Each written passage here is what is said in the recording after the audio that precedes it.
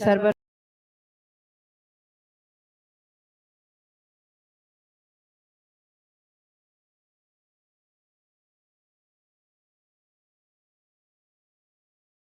Muhammad Imran, High Commissioner of Bangladesh to India, Mr. Purpa Tsering, Consul General, Royal Bhutanese Embassy, Guwahati, His Excellency Mr. Ung Seon, Ambassador of Cambodia to India, Her Excellency Ms. Ina H. Krishnamurti, Ambassador of Indonesia to India, His Excellency Mr. Gunem Chongam, Ambassador of Lao PDR to India, His Excellency Mr. Dato Hidayat Abdul Hamid, High Commissioner of Malaysia to India, His Excellency Mr. Simon Wong Wee Kuen, High Commissioner of Singapore to India, Mr. Tirapat Mongkol Naveen, Deputy Chief of Mission and Minister, Embassy of Thailand to India, and His Excellency Mr. Pham San Cho, Ambassador of Vietnam to India. I request all the panelists to kindly take their places on the dais. I request all the panelists of this session to kindly take their places on the dais. Powered by Kid Veda, a Third Eye preschool initiative. Mr. Muhammad Imran, Mr. Purpa Tsering, His Excellency Mr. Ung Seon, Her Excellency Ms. Ina H. Krishnamurti, His Excellency Mr. Gunem Chongom, His Excellency Mr. Dato Hidayat Abdul Hamid, I request all the panelists to kindly take their places on the dais.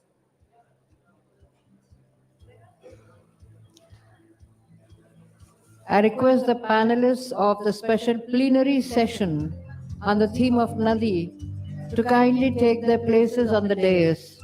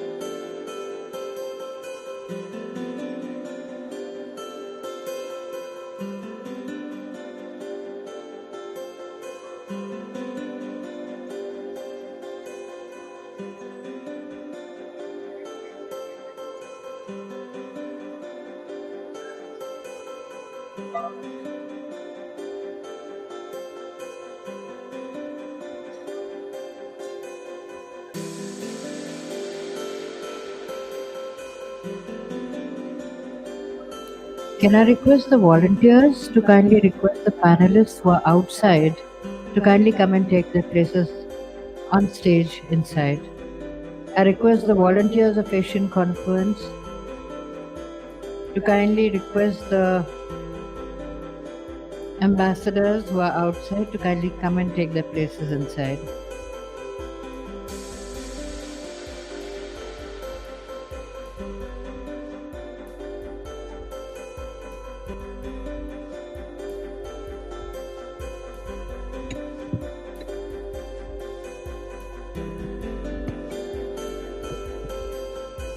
I hand over the session to The Chair, Ambassador Riva Ganguly Das.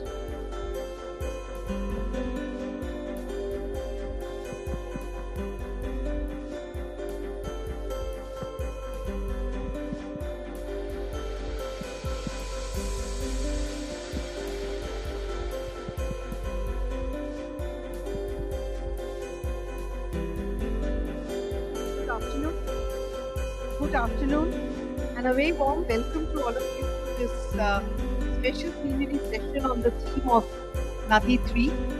I'm going to start without the other participants because High Commissioner Mohammad Imran has to actually leave. He has to accompany the Foreign Minister for an important meeting. So, and I can't let this session take place without hearing from him. So, I think some of the ambassadors are still coming in.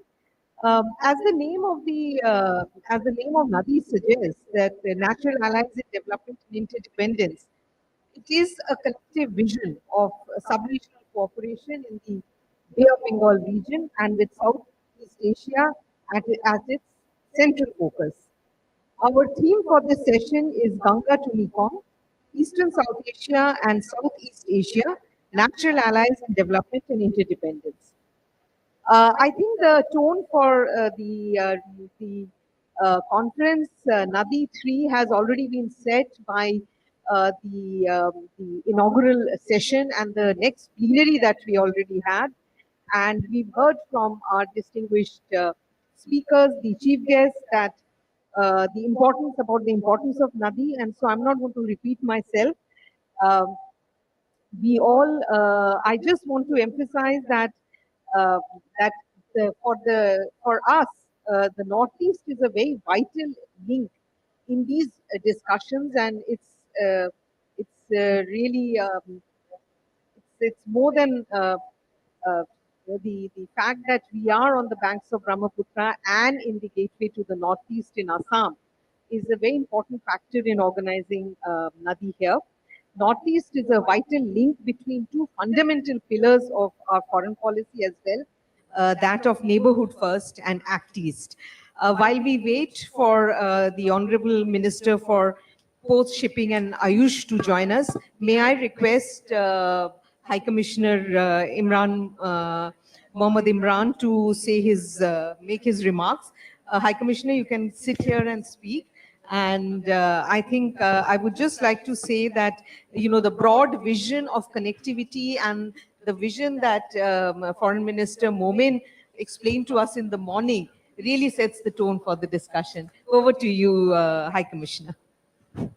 Thank you very much, Madam Chair, Ambassador Riva Ganguly Das, fellow panelists, my colleagues from different Asian countries, ladies and gentlemen.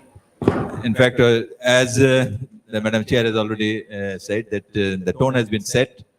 So we are now talking about the cooperation between the regional countries on NADI. What is though NADI, they have a different explanation, but NADI for us is the river. And I would like to first thank the Asian Conference for arranging this and also inviting me as one of the panelists. So thank you very much. And also Bangladesh Foundation for Regional Studies, who has been very instrumental. Sorry to in interrupt gathering. you, sir. We welcome in our midst Shri Sarvananda Sonowal, Honorable Union Minister for Shipping, Government of India.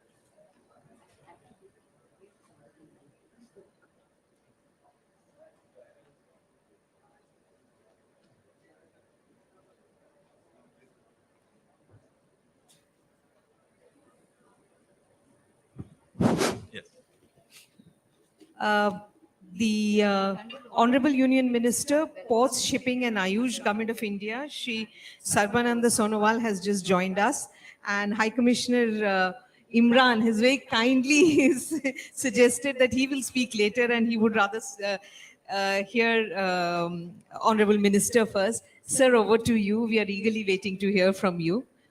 Sir.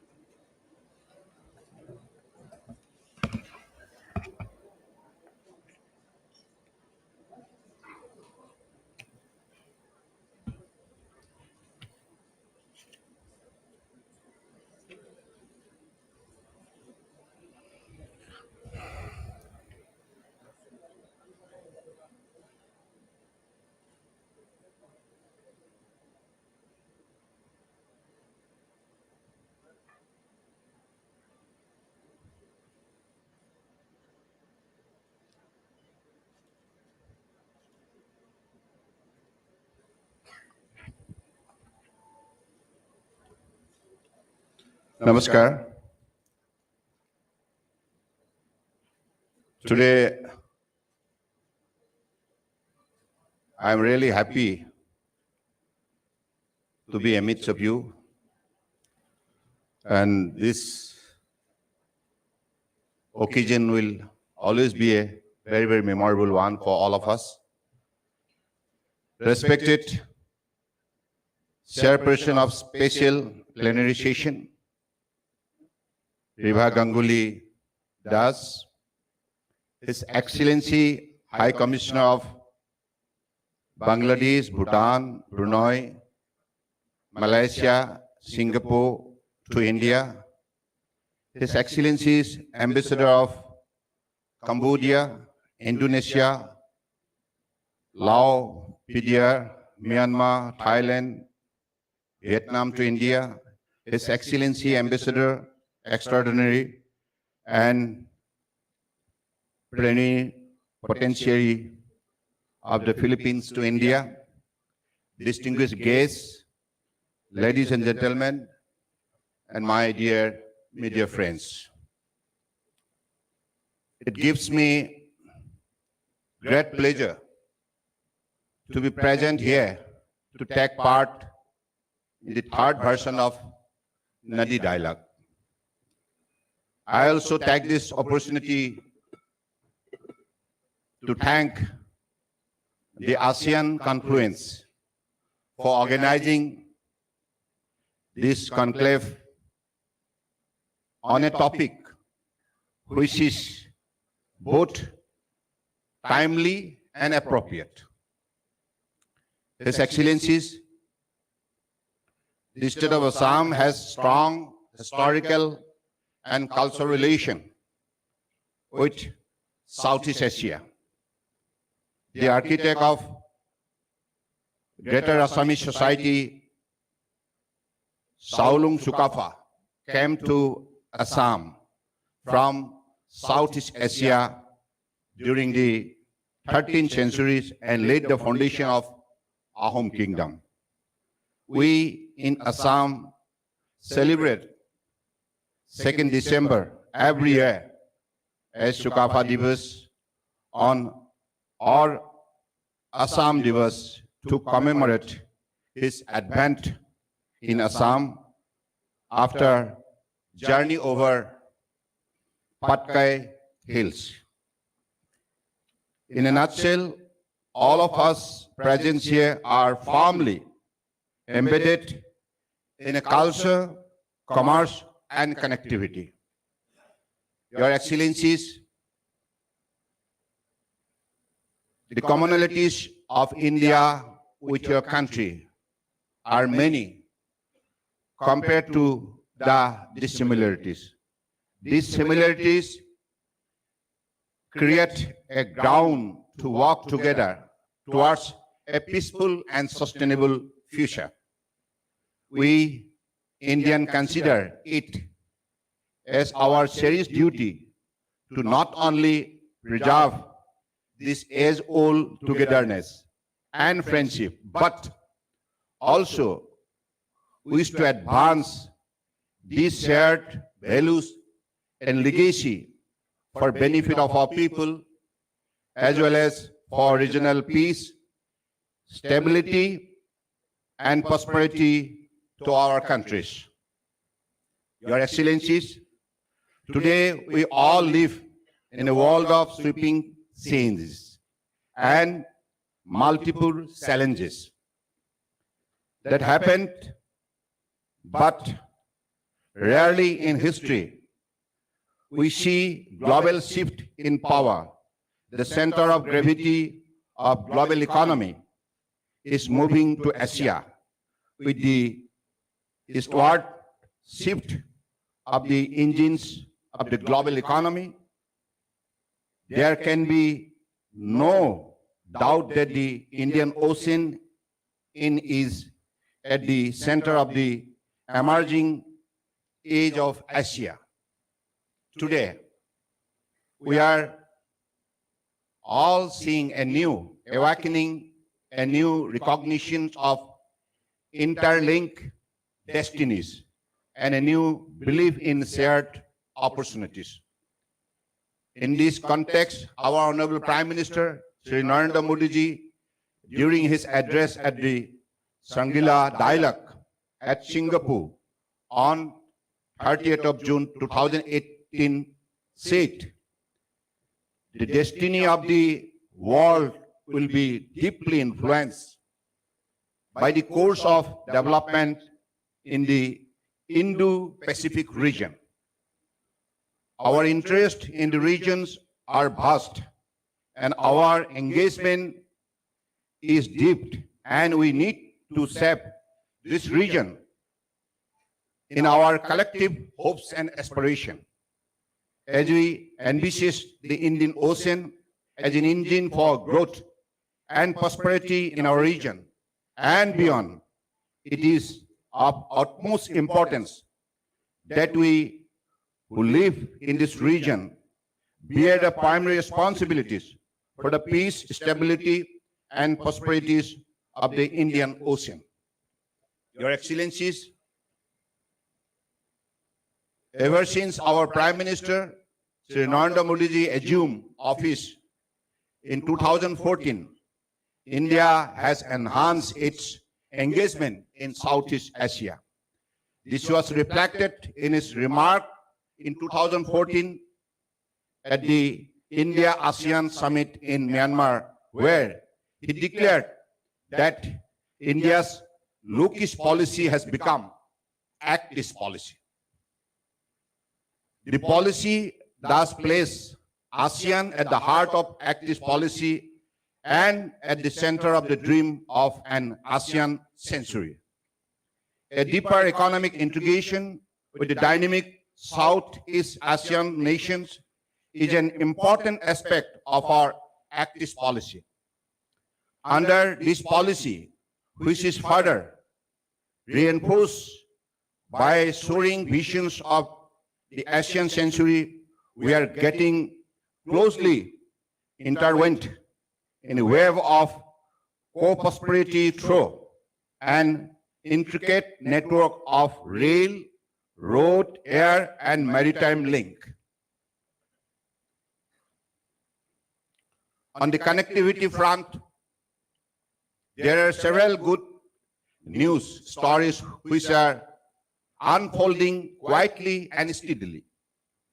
There is rapid and visible progress in a host of connectivity projects, including the India-Myanmar-Thailand trilateral highways and the Kaladan multimodal transit transport project.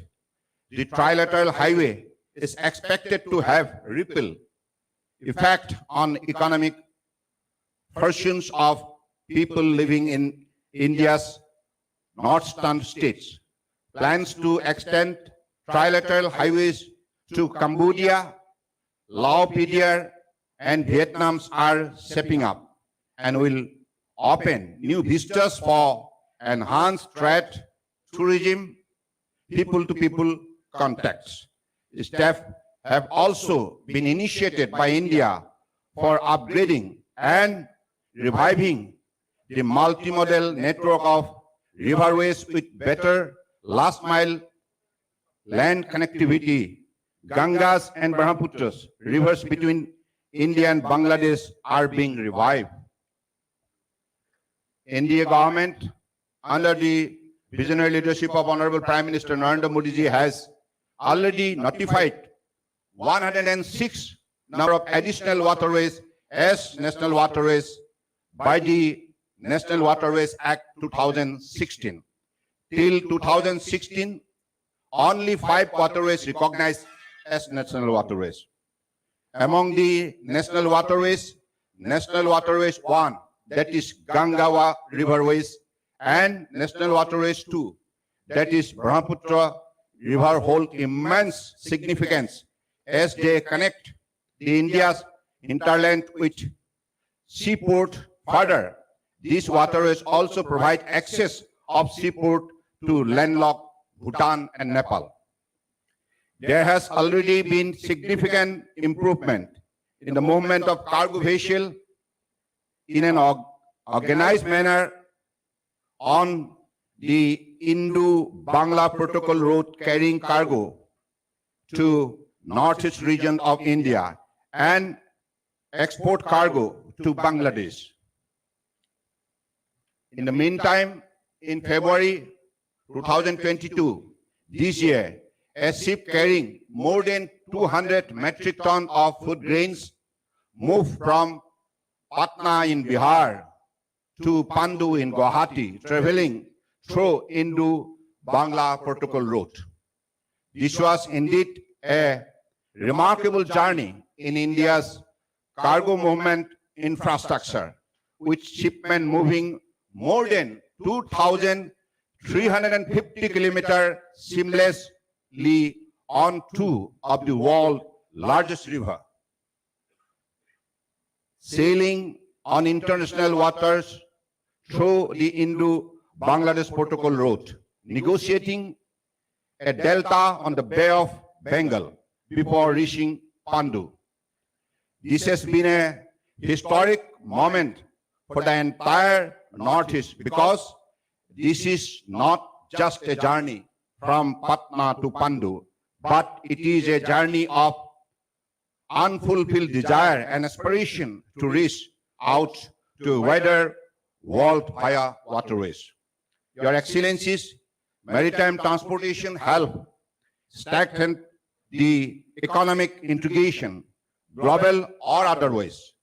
Countries which built good ports with excellent backend infrastructure remain competitive in the world market.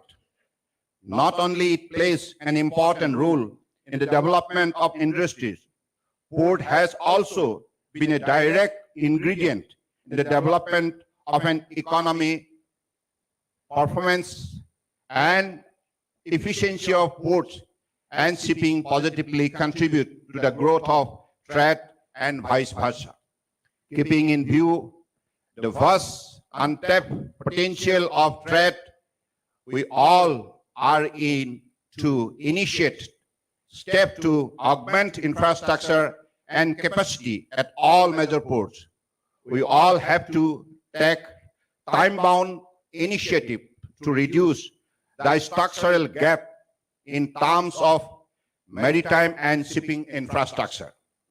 In the meantime, Honorable Prime Minister Shri Narendra Modi ji launched ambitious national initiative Sagarmala, a flagship program aimed at bringing about a step change in India's logistics sector performance by unlocking the full potential of India's coastline and waterways.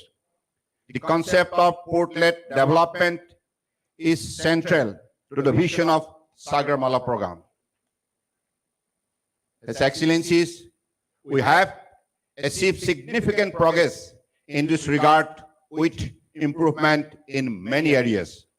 The visible changes include improving efficiency of major ports, policy initiative and reforms supporting trade and ease of doing business, provision of multimodal services for logistic movement in the country through inland waterways, expansion in shipbuilding and recycling activities, and various measures to attract flagging of vessels in India. Your Excellencies, except Nepal and Bhutan, which are landlocked countries, we all are maritime nations with a rich and glorious history of maritime trade.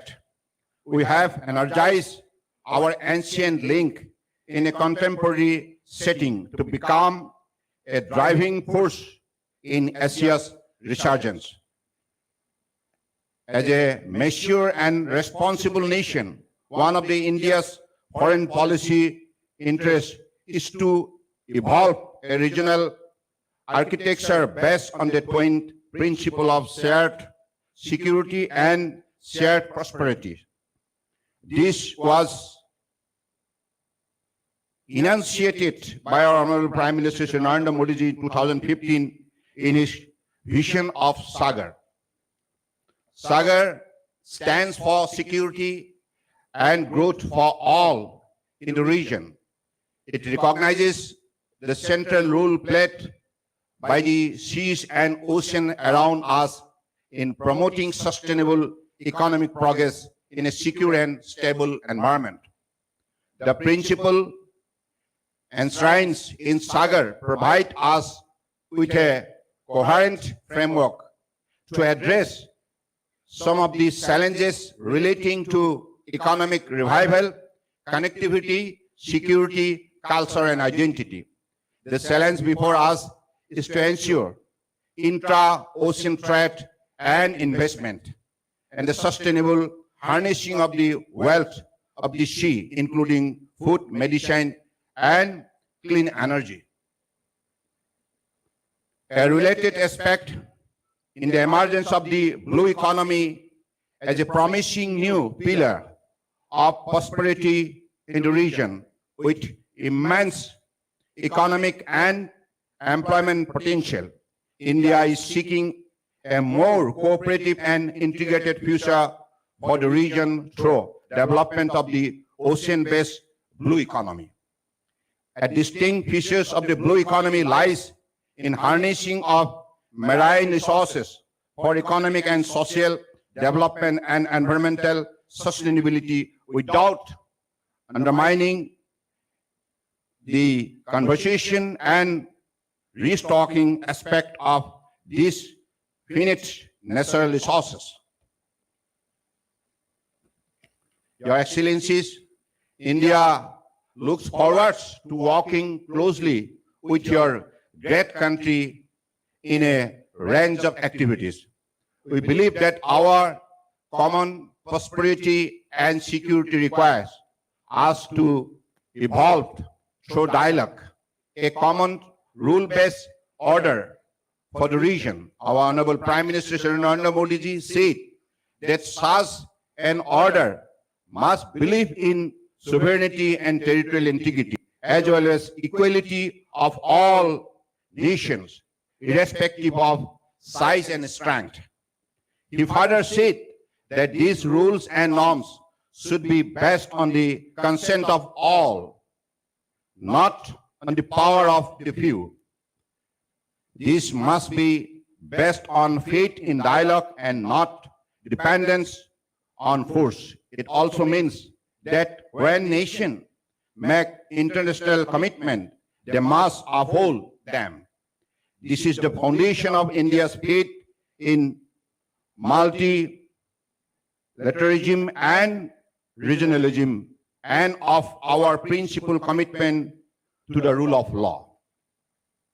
I am confident that we will work together with one vision and one identity, and as one independent community to connect us closer to realize an Asean century. We are to immerse our ancient link in a contemporary setting to become a driving force in Asia's resurgence. Your Excellencies, I thank you all for patiently hearing to my speech. I wish you a comfortable stay in Guwahati. You may also like to visit Kaziranga National Park, Ma Kamakya Temple, Brahmaputra, and places of tourist attraction to get a feel of our beautiful state before you go back. With these few words, today, this particular conclave, mainly, I believe from my point of view, is successful because this conclave have made this assembly possible, assembly of our association, working together and building our future together. This is the power of an assembly, and with the noble endeavor, whatever you set the target, we must realize that God is very kind to the people on this Mother Earth. And we are all being necessarily integrated through our river system, through our sea and ocean. So we must learn the language of the power of water, the power of nature. That is why I appeal all of you, because you are very learned,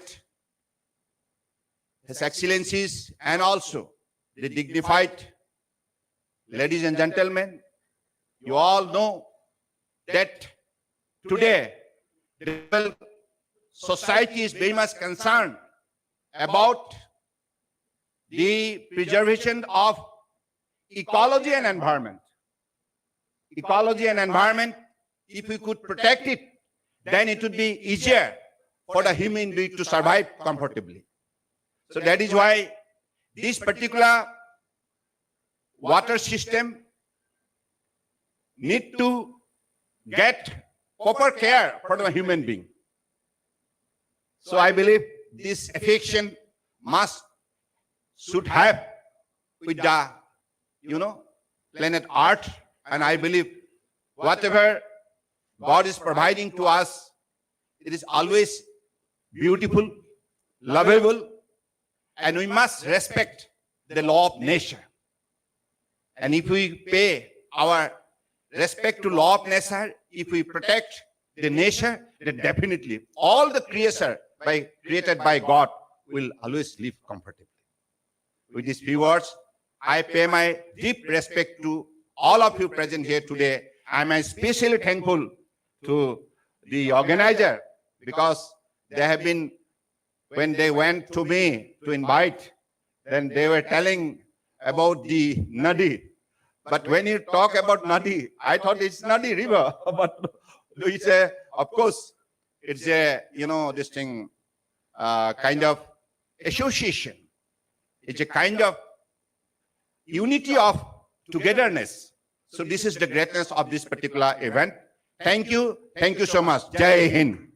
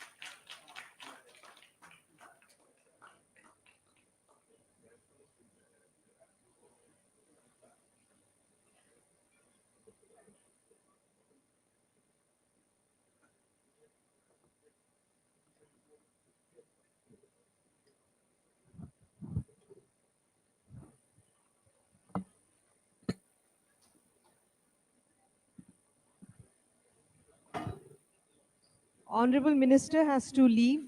Sir, thank you very much for your kind words and for reminding us of PM's vision of the Indo-Pacific of Sagar. And you are handling one of the most important charges in connectivity. So we are very hopeful that much will happen under your dynamic leadership. Thank you, sir. Thank you. One group photo.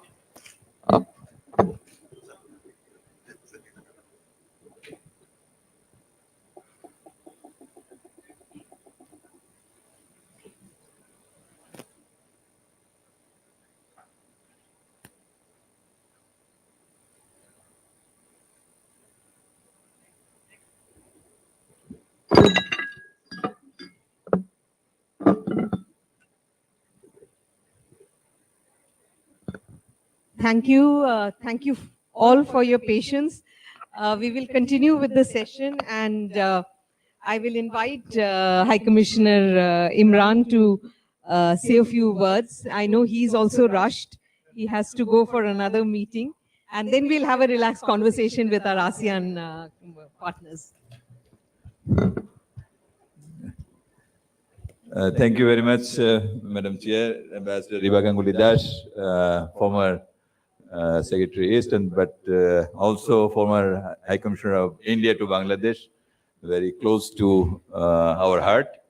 And Dr. Shamsul Alam, Honorable Minister of State for Planning of Government of Bangladesh, is present here today. And Excellencies, fellow panelists, the ambassadors and high commissioners of different Asian countries, other diplomats, participants from Bangladesh, honorable MPs who have come all the way from Bangladesh to attend this meeting, and also other participants, ladies and gentlemen. Good afternoon. In the beginning, as I started, I once again would like to thank Asian Conference for inviting me as a panelist in this program. And it's a great honor for me to join this very distinguished group of panelists today for this special plenary session. I believe that none would deny that the South Asia and Southeast Asian region, which we are now terming this Ganga Mekong region, has enormous untapped potential for collectively advancing development, peace, and prosperity through reinforcing multidimensional engagements across the nations. And Bangladesh is uniquely positioned to contribute as a bridge between South Asia and Southeast Asia. Bangladesh's geostrategic location provides it with an opportunity to play this critical role in promoting cross-border trade, investment, and enhanced people-to-people contact. Today, I'll not be very long. I'll be brief, as Madam also told me that I have to leave after this intervention. So I'll just make 3 or 4 points. The first, economic integration. This has been pending in our region over the years by the poor state of transport connectivity between our 2 regions. Clearly, if we wish to reap the benefits from closer economic cooperation, it remains pivotal to deepen the regional, interregional, and to some extent, global connectivity. Some of these initiatives include Asia-wide broader connectivity, particularly through the Asian highways and Trans-Asian railway initiatives. We have been doing a lot between India and Bangladesh, but I think we should extend it towards our Southeast Asian neighbors. The implementation of the recently adopted BIMSTEC Master Plan for Transport Connectivity would certainly help establish seamless multimodal transportation linkages and deepen the economic cooperation. Bangladesh is also interested in joining the India-Myanmar-Thailand trilateral highway project in order to give a further boost to connectivity in the region. Additionally, significant investment is required for trade facilitation and for upgradation of infrastructure at the land ports, inland waterways, and also the seaports. The second point may be the peace and security. Bangladesh continues to serve as a growing contributor to peace and security in the region and beyond. our government's sustained efforts in ensuring peace and security in the broader areas, including along the northeastern part of India, is not only contributing to the promoting stability in that region, but also helping advance the connectivity and development. And people of Assam will agree that the contribution of Bangladesh in the development of their region, especially after this security threat has been really become zero, and that is taking the region towards the path of development. So we are proud of contributing in the development of Northeast Indian region. In the similar vein, Bangladesh, with its privileged access to the Bay of Bengal, stands ready to be an important partner for the maritime security of the countries of the Indian Ocean region. My next point could be the management and governance of transboundary rivers. This is becoming an increasing concern due to complex interdependencies, geopolitical tensions, and climate change. Therefore, I believe the first approach should be to adopt something to reduce the mistrust among the nations in the region and make genuine efforts to strengthen the cooperation on sharing water resources as well as on management and governance of international rivers. In South Asia, there could be a joint river management system, which we don't have now, like the Mekong River Commission in Southeast Asia, since all major rivers in this region have originated from the Himalayas, such as Ganges and Brahmaputra. It is also pertinent to mention that in Bangladesh, we have already developed a Bangladesh Delta Plan 2100 with a view to ensuring equitable governance for in-country and transboundary rivers resources management. And lastly, I'd like to mention the enhancing interregional digital cooperation. Both South and Southeast Asia are experiencing rapid digital growth.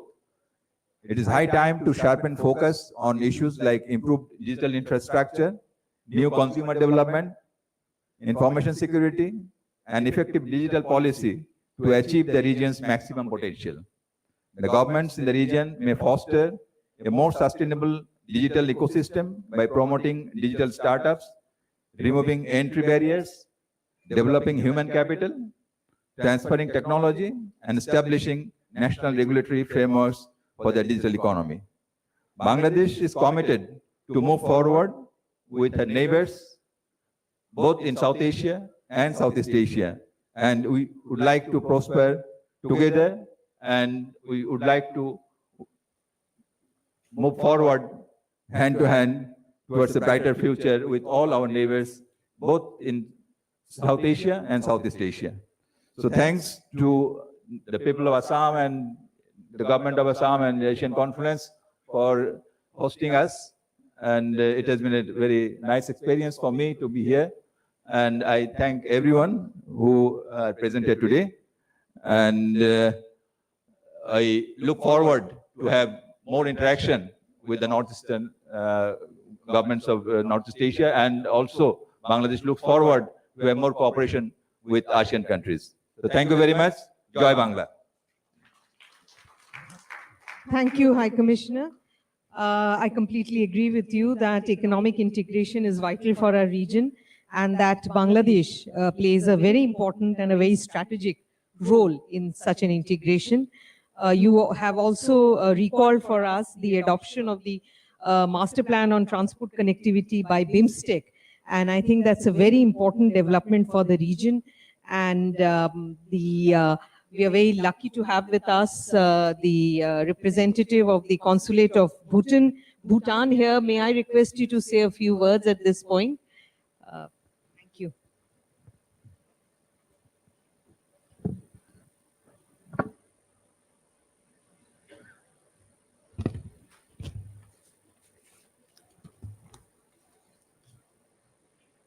Hello. Ambassador Rivagunle Das Ma'am, chairperson of this special plenary session, His Excellency Mohammad Imran, High Commissioner of Bangladesh to India, ambassadors and High Commissioners of ASEAN countries to India, Excellencies, distinguished delegates, ladies and gentlemen, a very warm welcome and good afternoon to you all.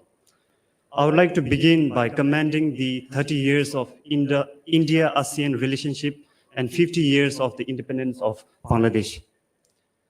It's a distinct honor and privilege for me to be a part of this august gathering of respected dignitaries, great thinkers, and visionaries.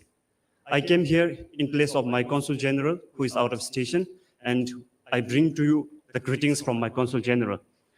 I would like to thank the Asian Confluence and the co-organizers of this event of NADI 2022, the Ministry of External Affairs, Government of India, Government of Assam, and Northeastern Council for kindly inviting me to be a part of this event. I'll not have much thing to say about this session rather than to acknowledge the importance of having such a dialogue. Bhutan is a landlocked country, yet blessed with pristine environment, which we are really proud of and which we wish to preserve. Despite being landlocked, within the country, we have abundant water resources, as a result of which we have hydropower as a major export and a primary economic driver, making 14% of our GDP. The hydropower projects in Bhutan are all run-of-the-river, generating clean and renewable energy. While we have abundant water resources, at per capita water availability of 94,500 cubic meters, the imbalance in spatial distribution and temporal distribution is leading to shortages in local areas. The unpredictable climate, drying up of water resources, water sources, increasing population and urbanization, accelerated glacier melting, accessibility, and management issues are some of the major challenges that we are facing in the field of water resource management. Sir, Madam, ladies and gentlemen, one of the 4 pillars of our national development philosophy of gross national happiness is the preservation and protection of the environment, and the Constitution of the Kingdom of Bhutan makes every single Bhutanese individual a custodian of our natural resources. This stems rather from the natural urge of the Bhutanese society to preserve our natural resources as assets for generations and generations. Specifically for the sustainable management of our water resources, we have strong policy and legal frameworks in place, most notably the Water Act of Bhutan 2011 and the National Environment Protection Act 2007. What truly defines the Bhutanese people, society, and culture is our connection to the nature, the desire to strike a balance and stay in harmony with nature. At this point, I must acknowledge that I've observed the same love and respect for nature in this part of the world, and it is very admirable. Excellencies, distinguished delegates, ladies and gentlemen, all rivers of Bhutan flow into the mighty Brahmaputra, which joins Ganga in the Sundarbans to form Padma Meghna. The country is dependent on the shores of the Ganga, Brahmaputra, Meghna, and the Mekong, which is to say, Ganga to Mekong are all natural allies in development and interdependence. It's not just the geography we share, but the cultures, ethos, and mutual respect and understanding for each other that will strengthen our cherished relationship.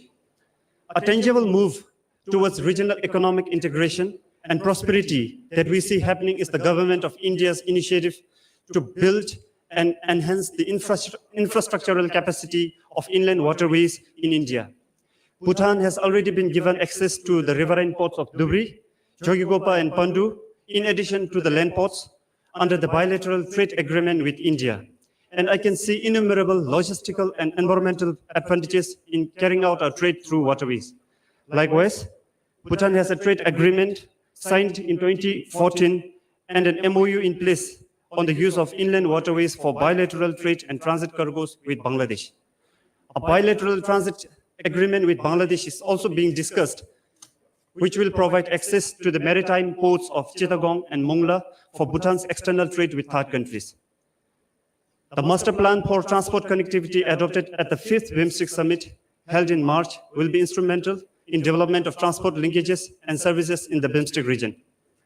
Being on the same river basin and as natural allies in development and interdependence, we must create opportunities for our peoples, that is, to share cultures, to promote mutual respect and common understanding, and to promote commerce. We must equally promote collaboration in the field of sustainable management of water resources, natural resources, and encourage the sharing of management tools and technologies to preserve our water resources.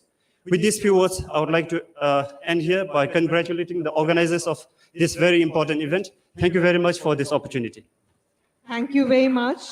And thank you indeed. Ganga to Mekong are all natural allies in development. The BIMSTEC Master Plan on Connectivity, which is being mentioned again, is indeed, I think, a great opportunity also for ASEAN countries to explore how they can contribute to the growth and development of this region.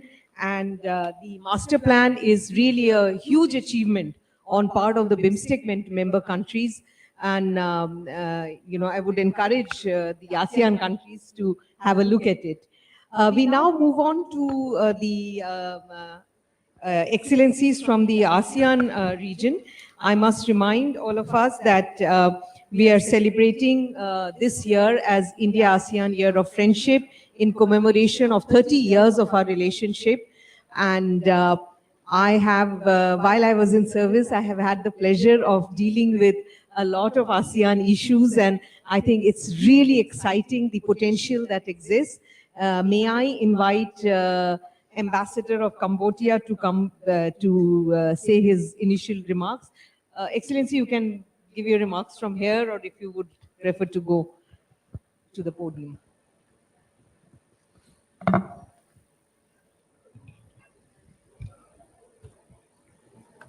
Good afternoon, Excellency Chair. I'm very happy to see you again today in your new position. Excellency Ambassador, High Commissioner of ASEAN country, distinguished dear participants.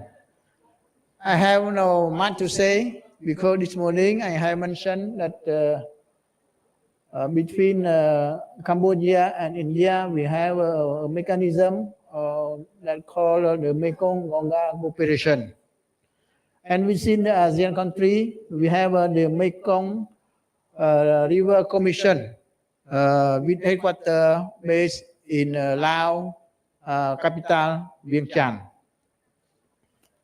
I would like to say that maybe you know the Mekong River, it flows from upstream China, pass through Myanmar, Thailand, Laos, Cambodia, and finally to Vietnam and to the sea.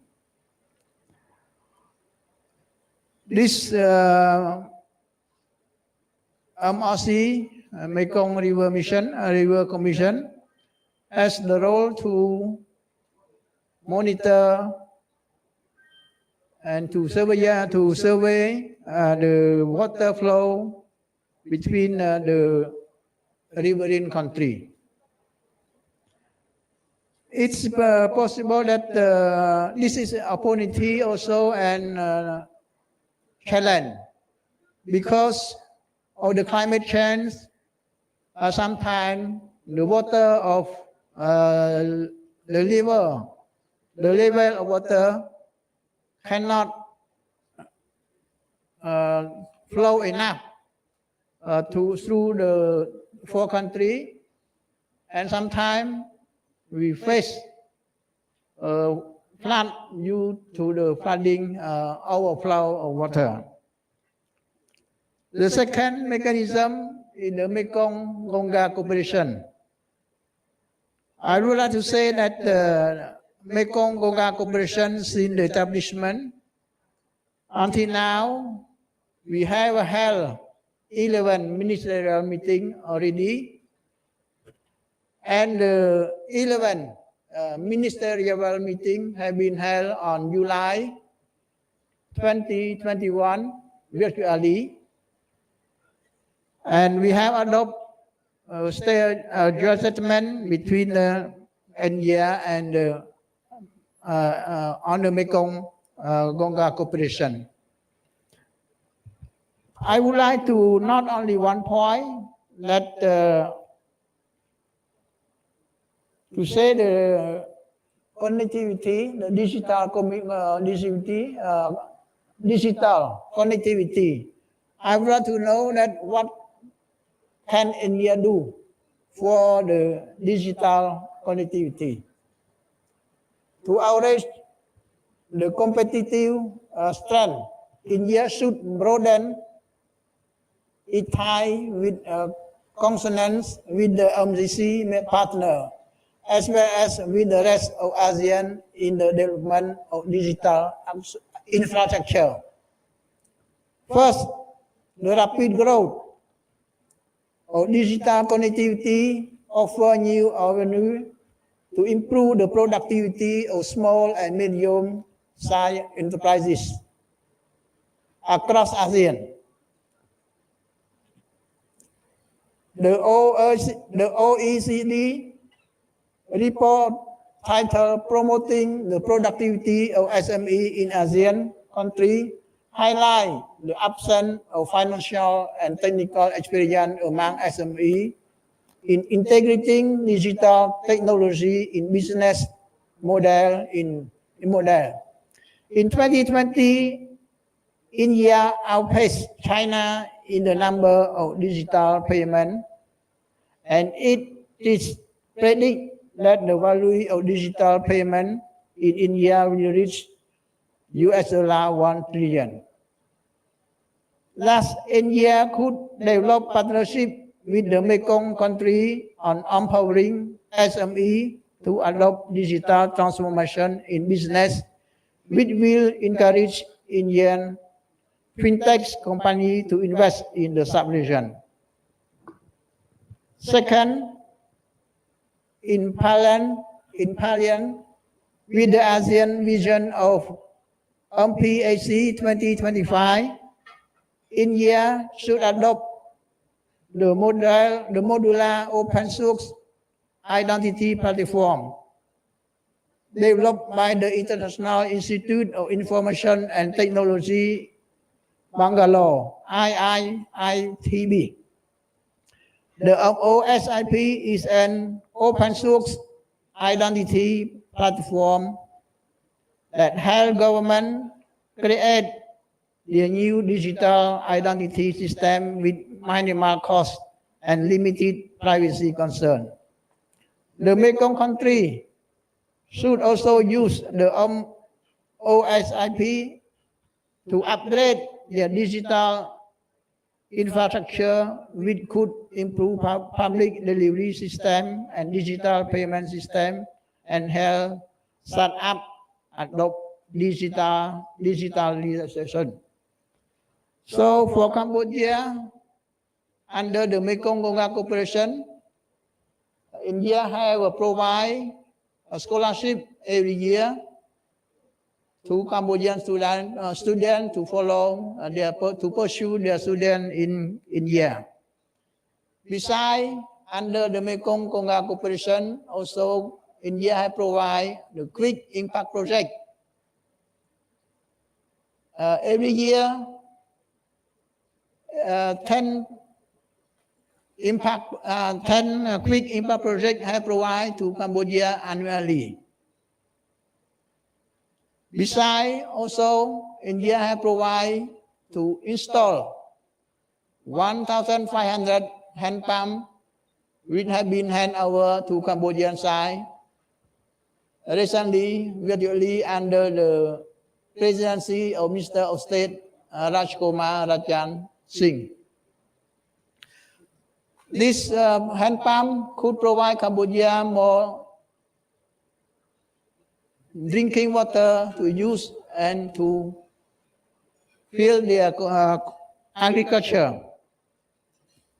So, to finish, I also would like to thank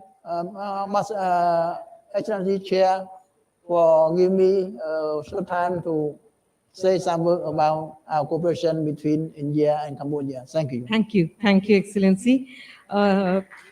Indeed, the Mekong Ganga cooperation mechanism has been in existence for more than 20 years.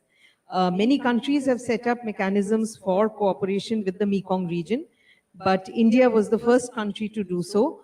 And we've recently celebrated 20 years of our existence. Ambassadors also reminded us about the quick impact projects which have had a tremendous impact in the Mekong region. And I certainly think that digital connectivity is the area of future collaboration. And I'm sure the government at the G2G level will work on this important area. May I now request Ambassador of Laopedia to say a few words. Since we are running out of time, I would like to request all speakers to be brief so that we can take at least 1 or 2 questions from the audience. Thank you, Excellency.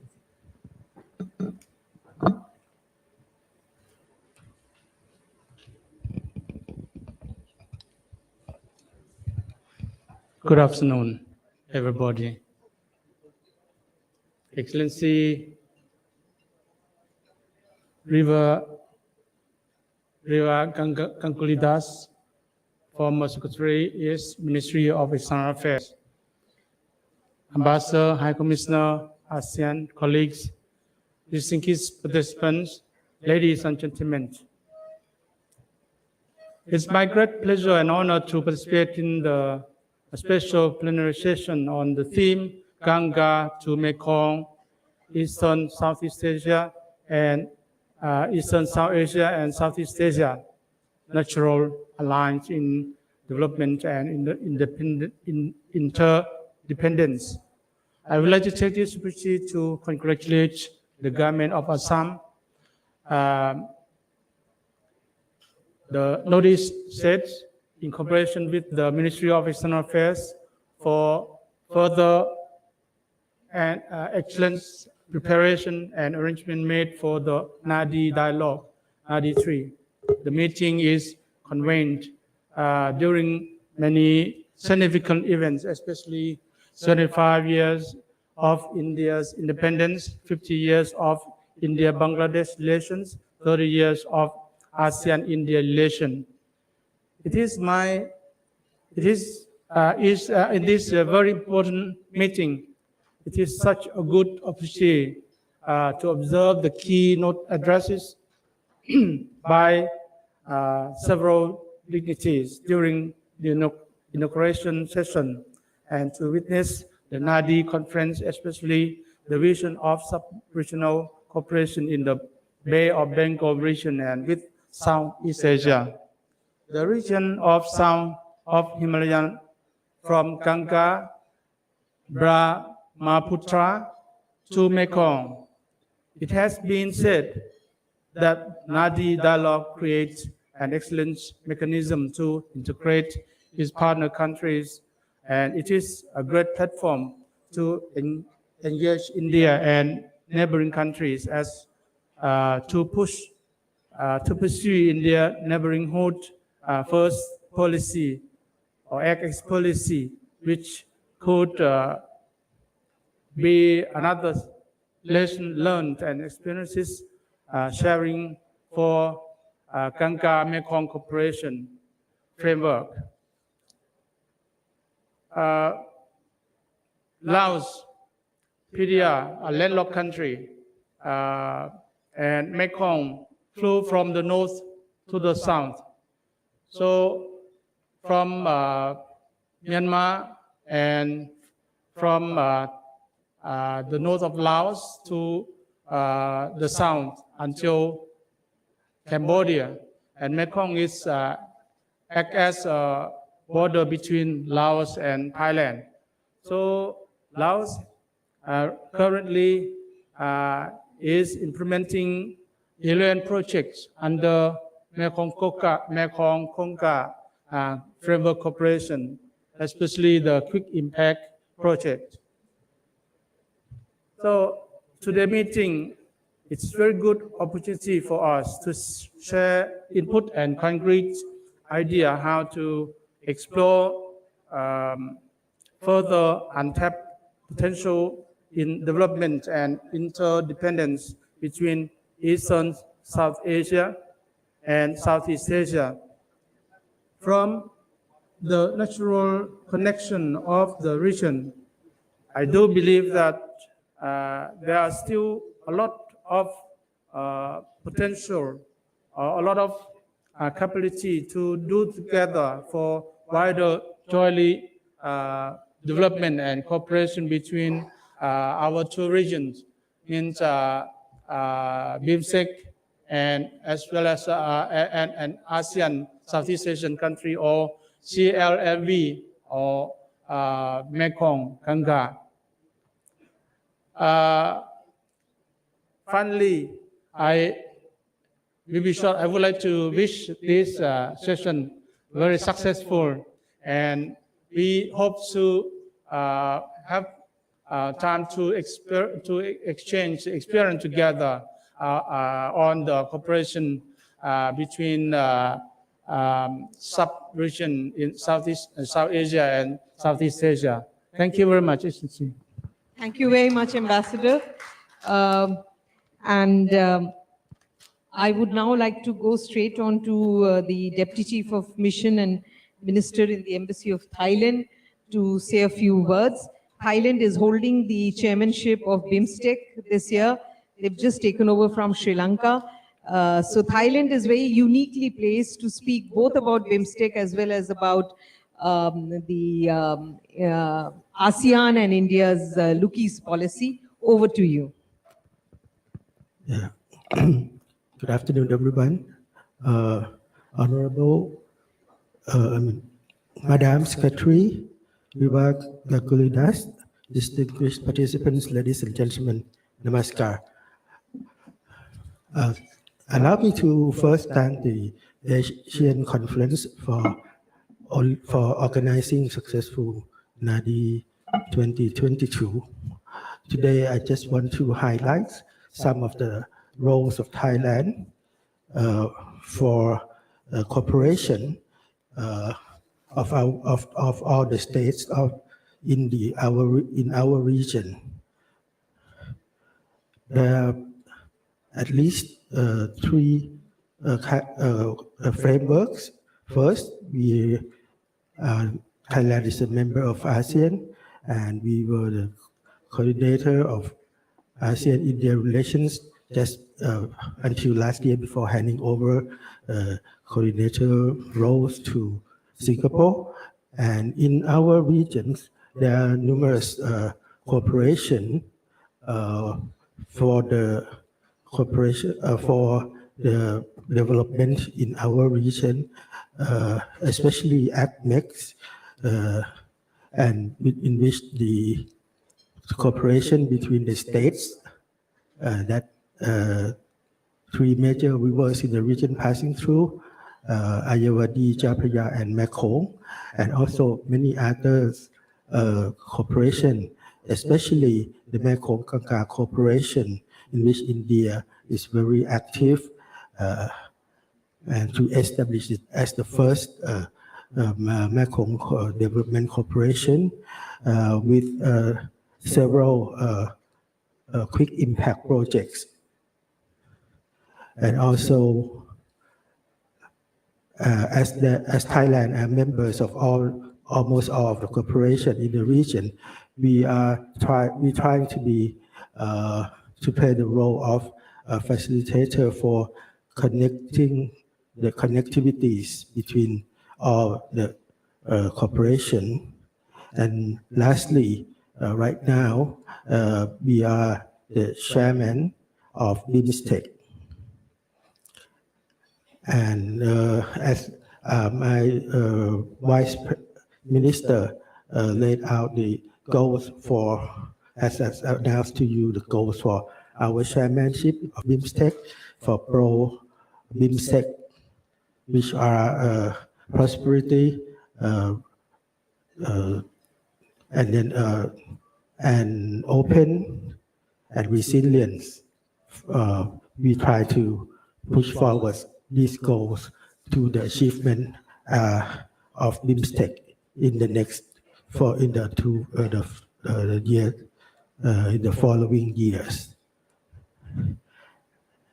And with pro-BIMSTEC, Thailand emphasized on achieving holistic development of connectivity.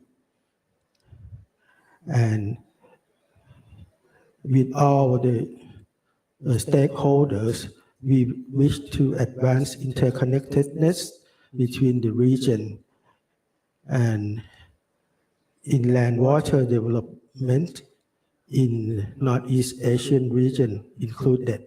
So we like to work hand in hand with India and other states for the development of NER and hope it will come to fruition in no time. So with all this note, I'd like to thank you for listening. Thank you very much. Thank you very much, and thank you for spelling out some of the priorities for BIMSTEC. In the interest of time, High Commissioners of Malaysia and Singapore have very kindly agreed to take only questions from the audience rather than give any presentations. So I would encourage you to ask a question to whichever of the two High Commissioners, Singapore or Malaysia. Anybody has a question for them? I don't see any hands coming up. So maybe I will start and I will ask High Commissioner that you did mention, I mean, it was very interesting to hear you in the morning when you spoke about what Singapore is doing in Assam. I would like to specifically ask you on one sector, which is fintech, which is, your great strength. Do you see a potential for collaboration in the whole of Northeast? Because a lot of speakers since morning have been talking about, connectivity as not being only physical connectivity, digital data connectivity. We've heard these words. What role can Singapore play in this regard, especially in the Northeast region? Well, Secretary Das, is first of all, it's great to see you here physically. We missed you a lot. To answer your question very, very quickly, to curate a fintech ecosystem is not easy. You need a certain carrying capacity. But because of the talent pool that you have in India, it is easier to set up satellite fintech areas, so to speak. In particular, I think in the Northeast region, as of now, there aren't any fintech incubators. The idea which has been floated with the government of Assam is to play the hub of fintech via its skills university. The plan that the Honorable Dr. Sharma is in talks with Singapore to do so. For the past few years, we have concentrated more on giving tangible life skills to people of Assam and Northeast. So we have trained over 300 students so far in the tourism sector. But Honorable Chief Minister has challenged us to say that once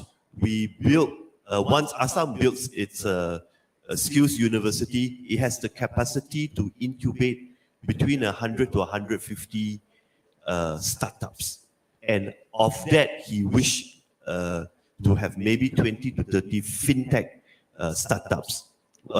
We are all in favor of it because if you look at the map of fintech startup, it is mostly concentrated in the south.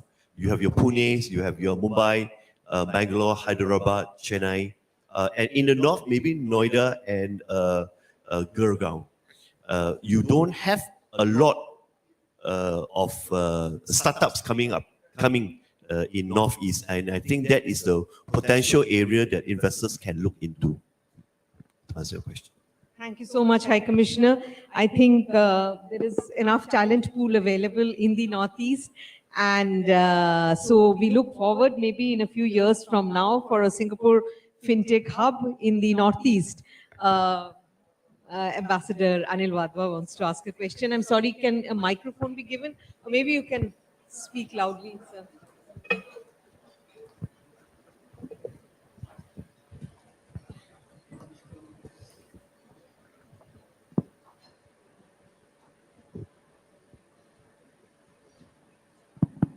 Yeah, so Madam Chair, I'd like to, through you, ask the ambassador of Cambodia, because he was the one who raised this issue about digital connectivity between India and ASEAN.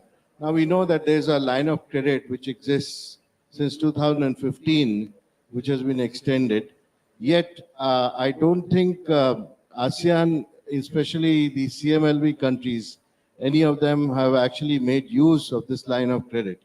What are the constraints and what should India do to interest the countries in the region to make sure that they avail of this line of credit which exists?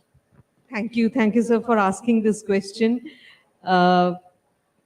May I?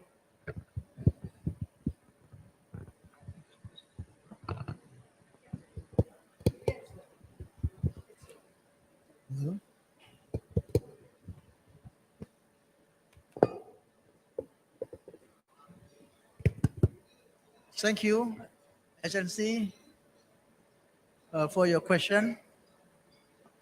You asked about the LOC. Until now, India has provided LOC around 50 million US$ for the procurement of defense equipment. And still now, we still under discussion between the two sides. And we hope that during the upcoming visit of my army chief in India, maybe in September, we continue to discuss this LOC. Thank you. Thank you, Ambassador. I think there's another question.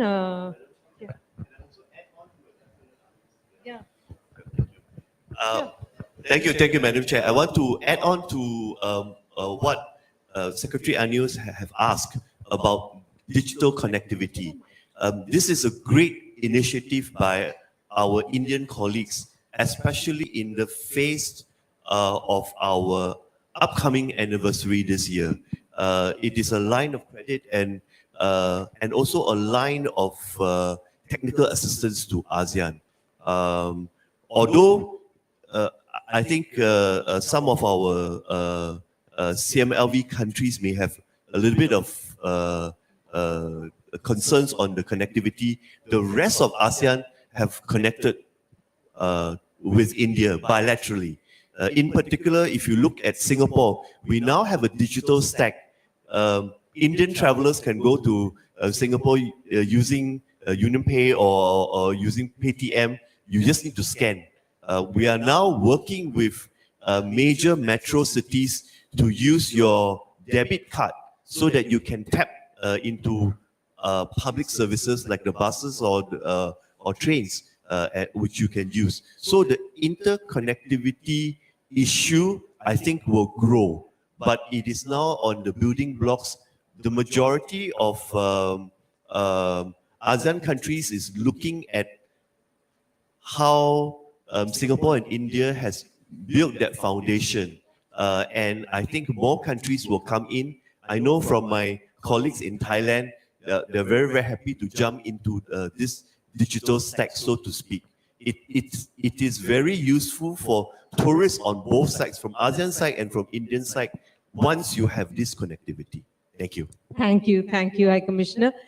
One last question, maybe. Thank you. I'm Mandakini Kaul from the World Bank. And coming back to physical connectivity, my question is, are there lessons that South Asia and specifically India and the Northeast could learn about border clearances? So for instance, we all hear about the time taken for goods to travel, say, between India and Bangladesh, the integrated checkposts. We know that in Thailand and some of the other countries, there's risk-based checking. There's been a lot of advancement in customs and others. So is Singapore or the ASEAN countries thinking about those aspects when dealing with India and the Northeast? Thank you. Thank you for that question. Would you like to take it, High Commissioner? Because High Commissioner of Malaysia has not spoken. Any of you would like to speak about the Asian ASEAN customs clearance system? Because I do recall that there is now a unified system. And I think businessmen are not aware of what this system is. So, anybody? Madam Chair, I don't want to take the spotlight, but I think I may know the answer to your question. Because ASEAN has now become one community, so the customs check within ASEAN is integrated, meaning it's like the Schengen. If your goods are cleared in one place, then you don't need to jump off in many other areas. Within our ASEAN Indian FTA, there is a clause on mutual recognition of clearance. On paper, this is in place, but in practice, sometimes our customs officers may be a little bit overzealous in checking. So instead of 20% check, they would sometimes want to do 100% check, especially during the times when there are certain concerns of the origin of products, maybe not originating from ASEAN, but packaged as it. So I think customs officials want to be more deliberate in their checks. So there's a little bit of slowdown. That is in terms of checks. What we are looking forward to, especially with Northeast using the trilateral highway down from Myanmar to Thailand, is the physical checkpoints and the roads leading to physical checkpoints. You can build 10 checkpoints, but if you only train 2 custom officers, you only have 2 lanes. So there lies the problem of how we can immediately address this issue, in particular checkpoints in the Northeast, in improving the standards of check and improving the technology used in check. Because if you have technology on your side, you can actually use devices to RF or QR code your check, so you know what is inside. Rather than saying, I want to open up your container, I have to do random check. And that makes life very, very difficult for all the truckers who are jammed up. So I hope I answer your question. Thank you so much. And I think, with the way in which connectivity is developing between India and Bangladesh, this will also eventually open up lots of opportunities for Bangladeshi businessmen through India to explore the business opportunities in Southeast Asia and to the ASEAN region. Since High Commissioner Malaysia has not spoken as yet, this is the final question that I'm going to ask, and then we will close this session. We've already really run out of time. High Commissioner, I would like you to speak a little bit about people-to-people relations that exist between India and ASEAN, because Malaysia has one of the largest Indian diaspora. And how important is the role of people-to-people contact, do you think, in our region? Thank you, Secretary Das. Of course, I will admit that for Malaysian, we sometimes have the wrong perception about India. This is because through history, there have been a big migration of workers from mostly South India who are now Malaysian citizens. And that gives perception that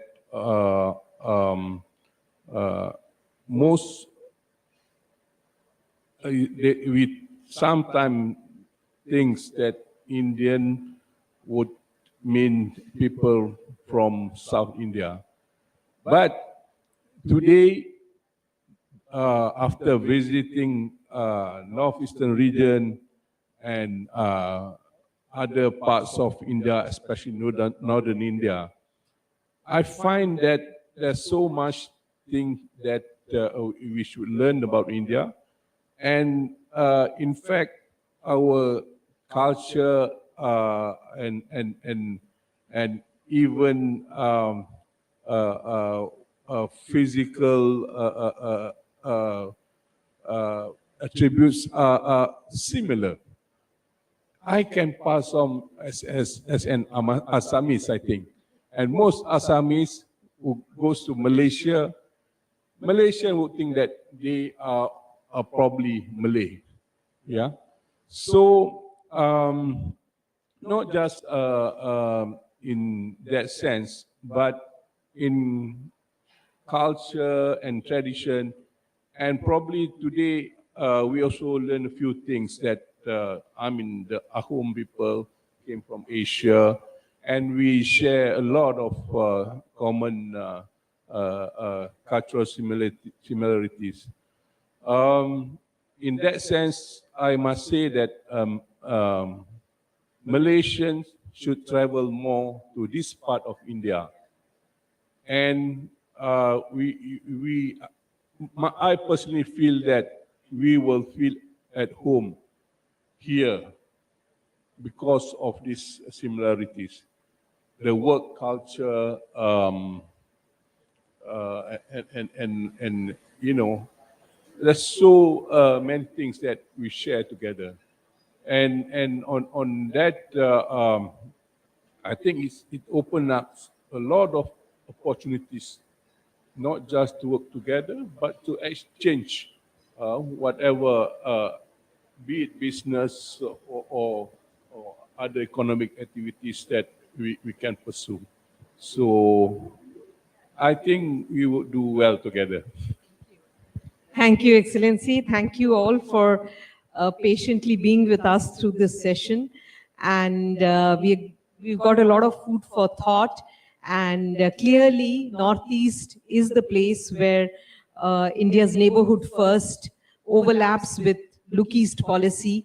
And there are plenty of opportunities, business opportunities, economic opportunities, opportunities for economic integration through forward-looking connectivity projects. I thank you all, High Commissioners, Ambassadors, for your time. And thank you all in the audience for being patient with us. Thank you. Okay, ma'am. I think we'll have, Ma'am, before you leave, two things remain. First of all, thanks to you, ma'am, for conducting it so nicely. And I also thank all the panelists on behalf of Asian Confluence. Now, two things remain. One is a presentation of scarves. So I would request Vinayak Datta, member Asian Conference, to present the scarf to ma'am.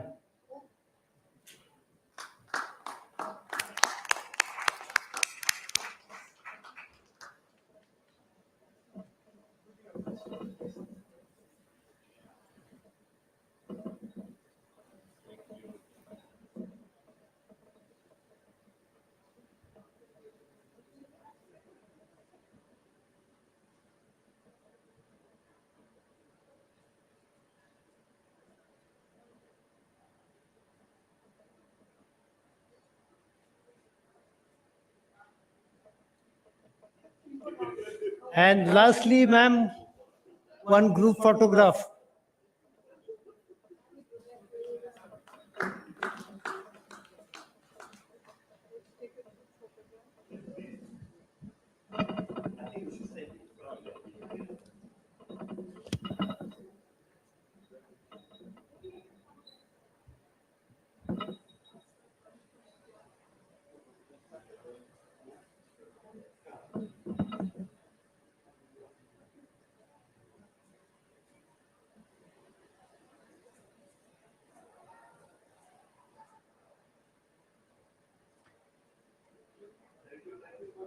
Thank you. Thank you so much.